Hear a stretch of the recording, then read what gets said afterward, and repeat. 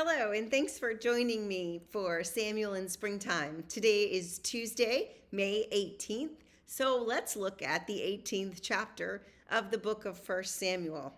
In the 18th chapter, some may call it chapter 18. I call it the story of Saul and the green-eyed monster. So we're just starting it to get started with David. King David is not a king yet. King Saul is still on the throne of Israel. And so what we have is Saul's son Jonathan. Remember how successful he was in battle with the Philistines capturing garrisons? Well, somehow Jonathan's soul is united to David's. They are bosom friends, very, very intimate friends, and they're very, very close to one another. And I'm sure that relationship may have, it doesn't say, but may have inflamed some of the jealousy that Saul expresses. However, with his support, with Jonathan's support, David becomes a very, very successful warrior and leader of armies. And he is known in the streets. The women come and they're shouting, Saul has killed his thousands, and David his tens of thousands. So Saul hears them saying that and says, wait, what about me? So he's, the green-eyed monster. He's jealous of David. And then he's fearful of David, and he gets into a rage. It says that an evil spirit from God rushed upon him when David was playing. That's what David plays the lyre for him so that he will calm his spirit. But David really is the cause of his vexation. So, and David again is successful in all his undertakings, and Saul is jealous. Well, Saul puts his plan into place, which doesn't sound very clever, that he should be given in marriage to his daughter, his oldest daughter. She'll be given in marriage to David, and David become his son-in-law. And he thinks that way, let the Philistines deal with him.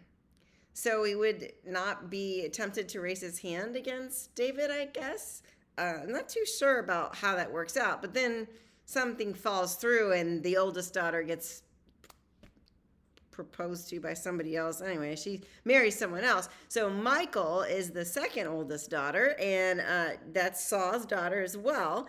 And she loved David. And so it kind of works out for her because her father then offers her as a wife to David, and David accepts. He's happy to be, he said, who am I that I would be the king's son-in-law? What is my family? That's not, we're not in that A crowd. Apparently he is. Obviously, he's killed his 10,000s, whereas Saul's killed his thousands.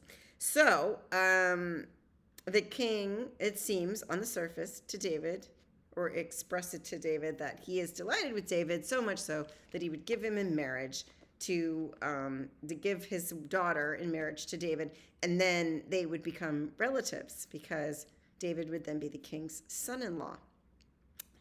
And as a wedding present to thank the king for the wife, he brings 100 Philistine foreskins.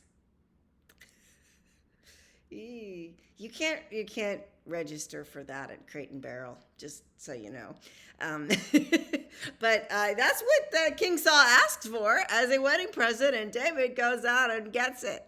Grisly and gruesome as it may be, Philistine foreskins, thankfully, have gone out of fashion as a wedding gift. So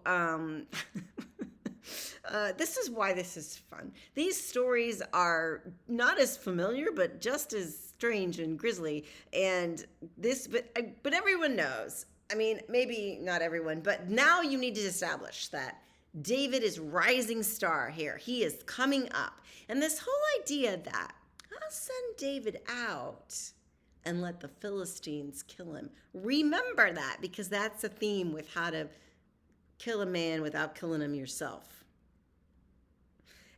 So he says, go give me those foreskins. And David does not perish at the hand of the Philistines, but gets the foreskins and brings them back. Marries the daughter, and all is well, but the Philistines are coming out to battle with the Israelites, and David is having more and more success, more than the servants of Saul. And that's the end of the chapter.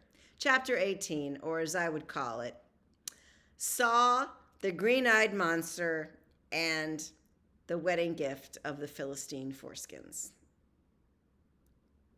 Have a beautiful day.